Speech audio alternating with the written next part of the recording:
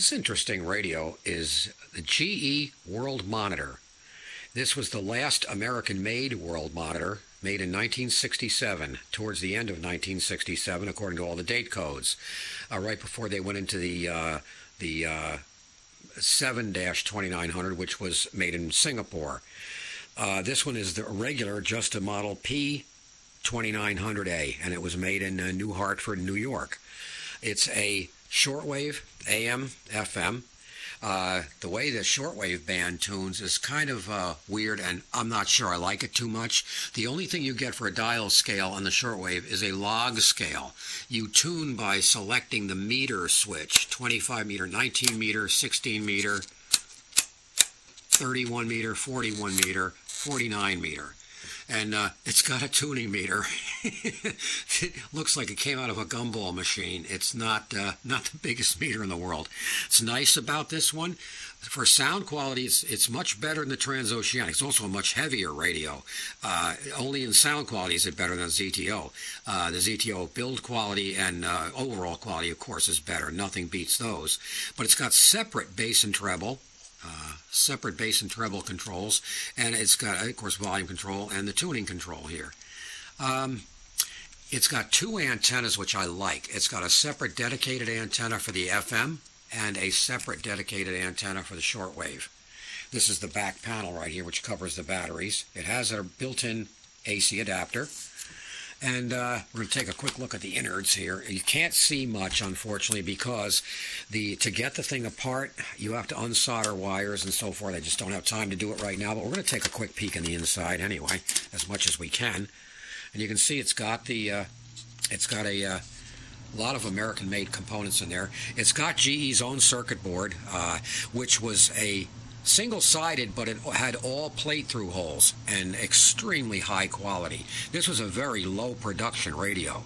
I noticed that all the semiconductors in this thing, most of them are made by either Motorola or Fairchild. By the time this was made, GE had gotten out of the semiconductor business as far as consumer electronics goes, and knowing that their best forte was plastics and mass production. This was not a mass-produced radio. Look at the speaker. The magnet is huge. The speaker is gigantic on this thing. I believe it's an 8-inch speaker, but you can't see much in here, unfortunately. I don't know if I can get the light down in here more. Come on, don't be a turd. There we go. But there's a lot of stuff crammed in here. It's a nice open frame tuning condenser. I like the look of that.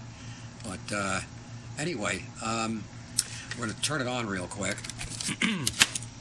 It has one problem, and that is that the on-off switch, the latch for the on-off button, when you press it in, it does not stay latched in. So you have to hold it in. That's all right. I can fix that.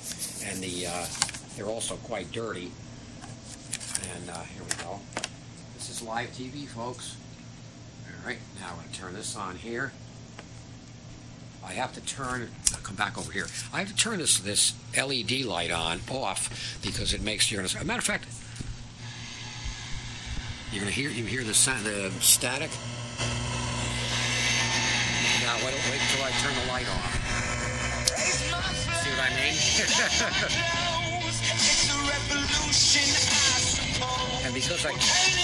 And because I can't hold the switch and tune it and hold the camera all at the same time, that's going to be the end of the demo for now. I'm going to do another demo after this is all fixed. But you can see it's a nice looking radio. It's very heavy, very well built.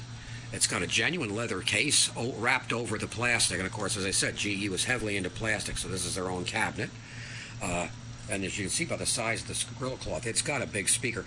Actually, that looks more like it looks like a 5x7 speaker with a heavy magnet. But a nice radio and a very scarce radio. I believe this is the only video on YouTube of this radio. But anyway, there you have it, and we'll look at it again after it gets repaired, but that's a ways away. As I say, this is just a brief overview. Oh, and by the way, this is a very lucky find. It was $10.50 as a buy it now on eBay. Well, it doesn't get much luckier than that. It looks like it used to have a slide-on cover, which is no longer here. Doesn't bother me. I wouldn't have put the cover on anyway. I like to look at the radio face itself. Anyway, that's it.